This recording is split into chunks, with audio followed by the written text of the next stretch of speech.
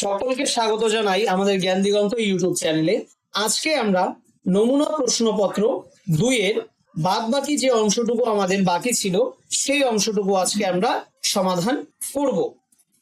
তো চলো সরাসরি প্রশ্নের দিকে যাওয়া যাক। উৎপাদকে বিশ্লেষণ করে ভাগ করতে বলেছে, তাহলে উৎপাদকে যখন আমি বিশ্লেষণ করব তখন আমাকে কি করতে হয়, এই যে ভাজককে আমাকে উৎপাদকে বিশ্লেষণ করে নিতে হবে। তাহলে ভাজককে যদি আমরা উৎপাদকে বিশ্লেষণ করে নিই, তাহলে 63কে আমি উৎপাদকে বিশ্লেষণ করে নিলাম। এখানে 3 দিয়ে, 3 দুগুণে 6, 3 একে 3, আবার 3 দিয়ে করব, 3 সাথে 21, অর্থাৎ 5481। এটাকে কি করতে হবে, ভাগ 3 গুণ 3 গুণ 7, অর্থাৎ সবার প্রথমে 3 দিয়ে করতে হবে, তারপর যেটা ভাগফল বেরোবে সেই ভাগফলকে আবার 3 দিয়ে করতে হবে, তারপর যে ভাগফল বেরোবে সেটাকে আবার 7 দিয়ে করতে হবে। তাহলে চলো করা যাক। 3 দিয়ে প্রথমে 5481কে আমরা ভাগ করব।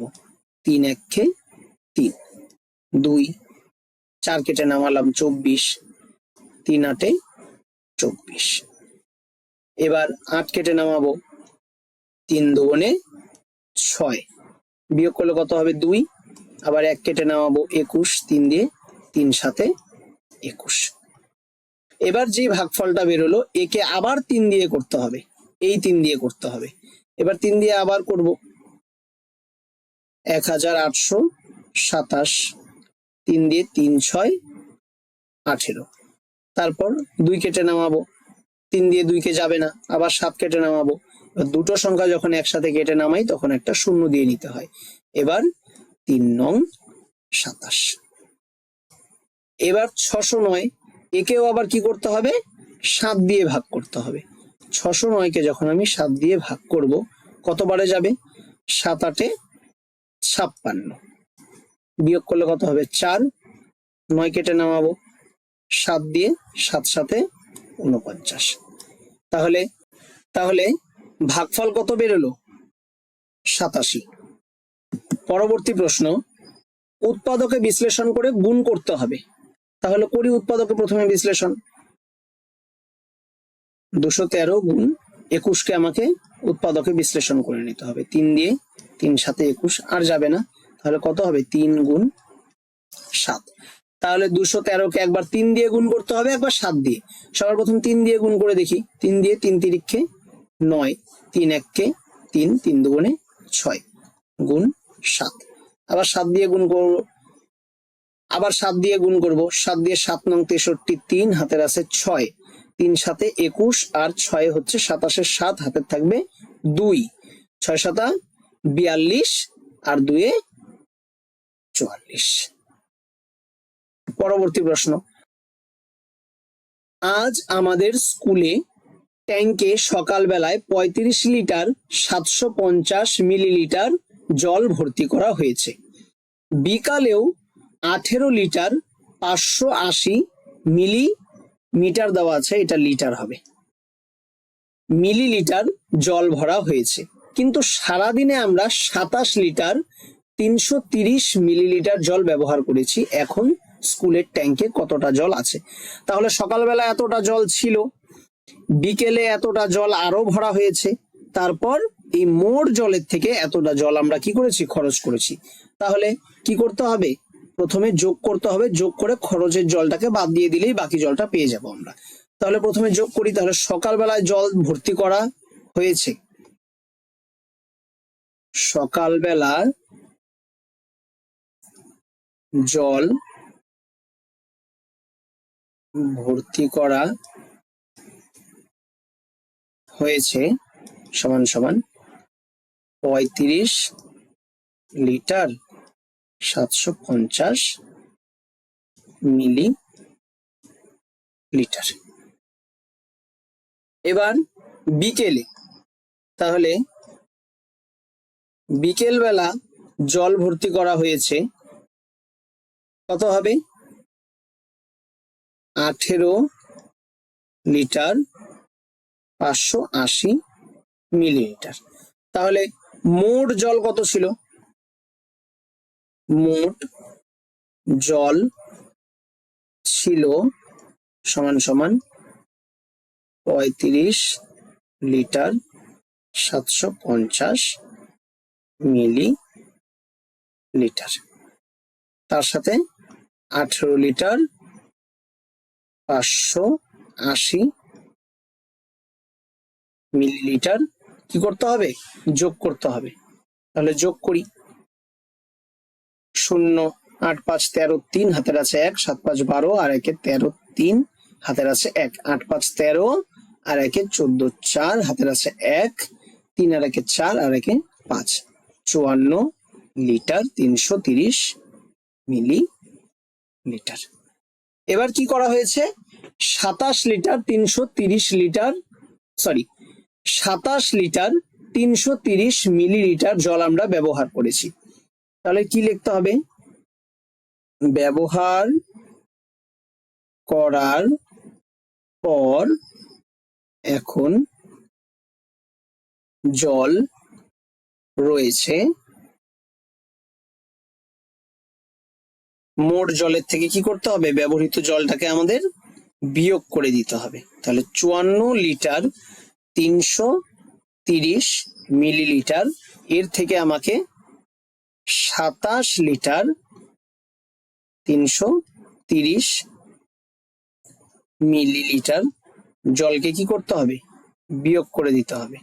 তাহলে এদিকে কত হবে, এদিকে তো 0 হয়ে গেল, আর এখানে 14 থেকে যদি 7 কে বাদ দিই, 7 হাতের আছে 1, 2 আর 1 3, 5 থেকে 3 কে বাদ দিলে 2, 27 লিটার জল আমার এখন বেঁচে আছে।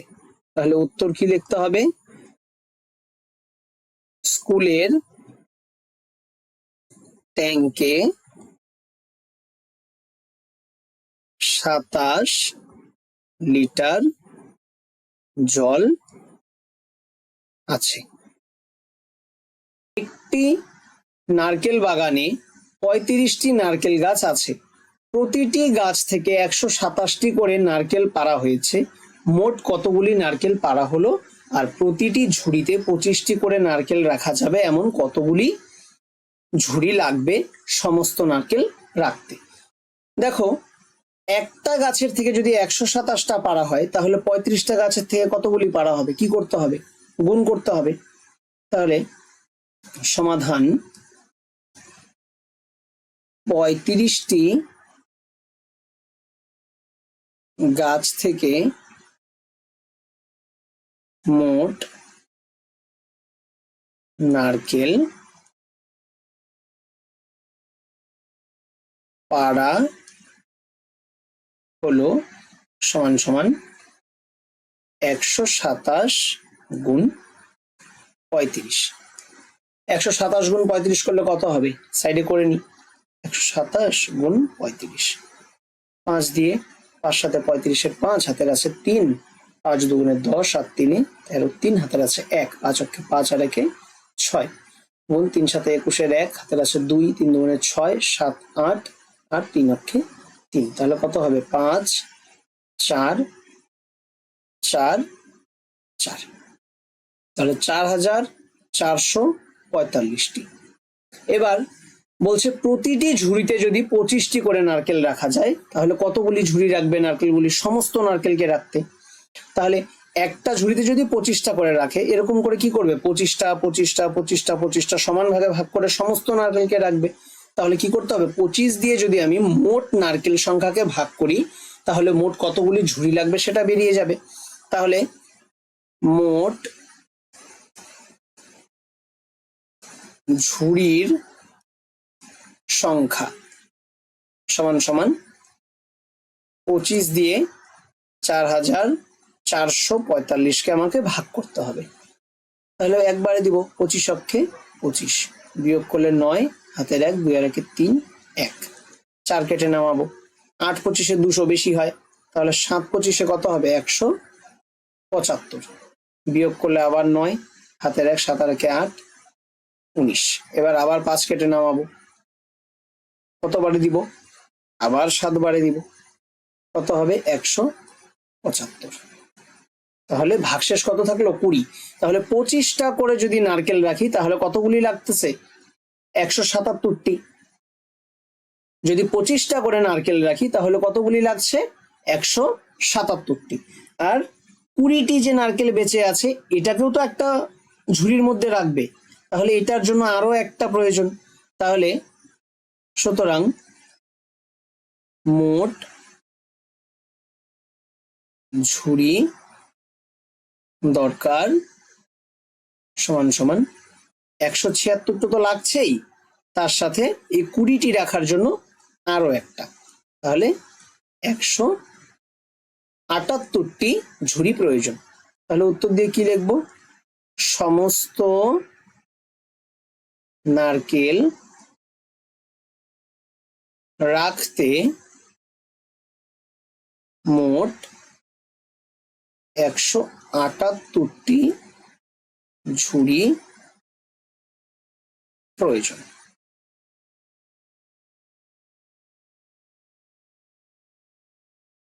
পরবর্তী প্রশ্ন, বিয়োগ করো। 375 টাকা 50 পয়সার থেকে আমাকে 200 টাকা 85 পয়সাকে বিয়োগ করতে হবে। তাহলে করি। 375 টাকা 50 পয়সা তার থেকে 200 টাকা 85 পয়সা আমি বিয়োগ করব। তাহলে করি বিয়োগ। 10-এর থেকে 5 বাদ দিলে 5, হাতের আছে 1, 8 আর 1 9, 15 থেকে 9কে বাদ দিলে কত হবে? 6, হাতের আছে 1, এখানে আসবে 1, 5-এর থেকে 1 বাদ দিলে 4, 7-এর থেকে 0 বাদ দিলে কত হবে? 7, 3-এর থেকে 2 বাদ দিলে 1, তাহলে 174 টাকা 65 পয়সা। পরবর্তী প্রশ্ন, যোগ করো। 15 কিগ্রা 150 গ্রাম, তার সাথে আমাকে যোগ করতে হবে 6 কিগ্রা 900 গ্রাম। তাহলে করি। 15 কিগ্রা 150 গ্রাম তার সাথে 6 কিগ্রা 900 গ্রাম আমাকে যোগ করতে হবে। তাহলে কত হবে? 0 0 5 5, 9 আর 1 10-এর 0, হাতের আছে 1, 6 আর 5 11, আর হাতের 1 12, 2 হাতের আছে 1, 1 আর 1 2, তাহলে 22 কিগ্রা 50 গ্রাম। পিতার বয়স পুত্রের বয়সের 3 গুণ। পুত্রের বর্তমান বয়স যদি 12 বছর 5 মাস হয় তাহলে পিতার বয়স কত? তাদের দুজনের মোট বয়স কত ও 3 বছর আগে দুজনের বয়সের সমষ্টি কত ছিল? তাহলে পিতার বয়স যদি পুত্রের বয়সের 3 গুণ হয় তাহলে কি করতে হবে? পিতার বয়স বের করার জন্য পুত্রের বয়সের সাথে 3 দিয়ে গুণ করতে হবে। তাহলে প্রথমে আমরা করি সমাধান। পুত্রের বয়স কত? পুত্রের বয়স সমান সমান 12 বছর 5 মাস। তাহলে পিতার বয়স কত হবে? পিতার বয়স পুত্রের বয়সের 3 গুণ, তাহলে পুত্রের যে বয়স 12 বছর 5 মাস তার সাথে আমাকে কি করতে হবে? 3 দিয়ে গুণ করতে হবে।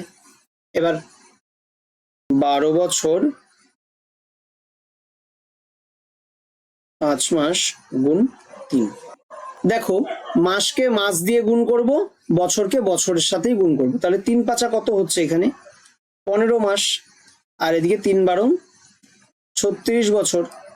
তাহলে 15 মাস, আমরা জানি 12 মাসে 1 বছর হয়, তাহলে 36 বছর যোগ 15 মাসকে আমরা লিখতে পারি 1 বছর 3 মাস। তাহলে 1 বছরে হচ্ছে 12 মাস আর এদিকে 3 মাস, টোটাল 15 মাস হয়ে গেল। তাহলে 36 বছর আর এদিকে হচ্ছে 1 বছর, কত হলো? 37 বছর 3 মাস। তাহলে পিতার বয়স কত হলো? 37 বছর 3 মাস। এবার বলছে তাদের দুজনের মোট বয়স কত। তাহলে তাদের দুজনের মোট বয়স, পিতার বয়স কত? 37 বছর 3 মাস, তার সাথে পুত্রের বয়স 12 বছর 5 মাসকে যোগ করতে হবে। 5 আর 3 8 মাস, আর এদিকের হচ্ছে 7 আর 2 9, 3 আর 1 4, 49 বছর 8 মাস। এবার বলছে 3 বছর আগে তাদের দুজনের বয়সের সমষ্টি কত ছিল। দেখো, বর্তমানে যদি তাদের দুজনের বয়সের সমষ্টি 49 বছর 8 মাস থাকে, তাহলে 3 বছর আগে তাদের দুজনের বয়সের সমষ্টি কত ছিল? তার মানে ছেলের বয়সের থেকেও 3 বছর বিয়োগ হবে, পিতার বয়সের থেকেও 3 বছর বিয়োগ হবে, কারণ 3 বছর আগে তো তাদের দুজনেরই 3 বছর করে কম ছিল। তাহলে 3 বছর আগে তাদের দুজনের বয়সের সমষ্টি সমান সমান 49 বছর 8 মাস, তার থেকে আমাকে কি করতে হবে? বাবার 3 আর ছেলের 3, এই 3 3 6 বছর আমাকে বিয়োগ করতে হবে। তাহলে কত হবে? 8 মাস, এদিকে 8 মাসই থাকলো, 9 থেকে 6 বাদ দিলে 3, আর এদিকে 4, তাহলে 43 বছর 8 মাস। পরবর্তী প্রশ্ন দেখো, এ বি সি একটি ত্রিভুজ যার এবি বাহুর দৈর্ঘ্য 5 মিটার। আমরা এবিসি বানিয়ে নিই, এ বি সি।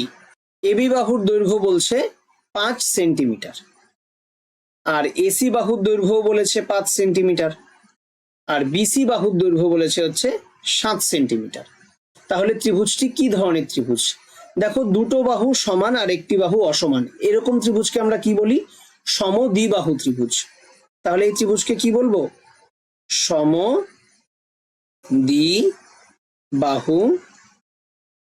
ত্রিভুজ। সমদ্বিবাহু ত্রিভুজ তাহলে কাকে বলে? যে ত্রিভুজের দুটি বাহু পরস্পর সমান ও একটি বাহু অসমান, তাকে সমদ্বিবাহু ত্রিভুজ বলে। এবার বলছে ত্রিভুজটির পরিসীমা কত? আমরা জানি পরিসীমা মানে কি? সমস্ত বাহুগুলির যোগফল। তাহলে ত্রিভুজটির পরিসীমা সমান সমান 5 যোগ 5 যোগ 7, অর্থাৎ 17 সেমি। পরবর্তী প্রশ্ন, একটি লেবুকে সমান দুভাগে যদি আমরা ভাগ করি, সমান দুটি ভাগে ভাগ করা আছে, তাহলে একটি ভাগে কটি তল ও কি কি? একটা ভাগে দেখো তো কয়টা তল? এই যে 1 নম্বর তল, এই যে 1 নম্বর তল। কটা করে তল আছে? 2টো করে। এবং বলছে কি কি তল? তাহলে তল কটি পেলাম? তল সংখ্যা 2টি। এবং কি কি তল পেলাম? বক্রতল, এই যে এটাকে বলবো আমরা বক্রতল, আর আরেকটা হচ্ছে সমতল। পরবর্তী প্রশ্ন দেখো, পাশের চিত্রের জমির পরিসীমা নির্ণয় করো। জমির পরিসীমা সেম, ওই প্রত্যেকটা বাহুর কি হবে? যোগফল হবে। তাহলে দেখো প্রথমে কত আছে, আগে লিখে নিই। জমির পরিসীমা,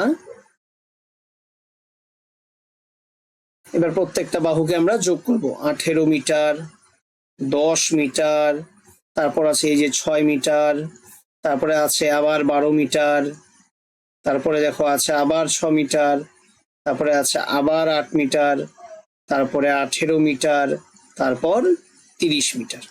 তাহলে সবগুলোকে যোগ করি, এদিকে 18 আর এদিকে হচ্ছে 18, কত হলো 36, আর এদিকে 10-এ কত হচ্ছে 36 আর 10-এ 46, 46 আর 6 কত হচ্ছে 52, 52 আর এদিকে 12 কত হচ্ছে 64, 64 আর 6 কত হচ্ছে 70, 70 আর 8-এ 78, 78 আর 30-এ কত হচ্ছে 108 মিটার।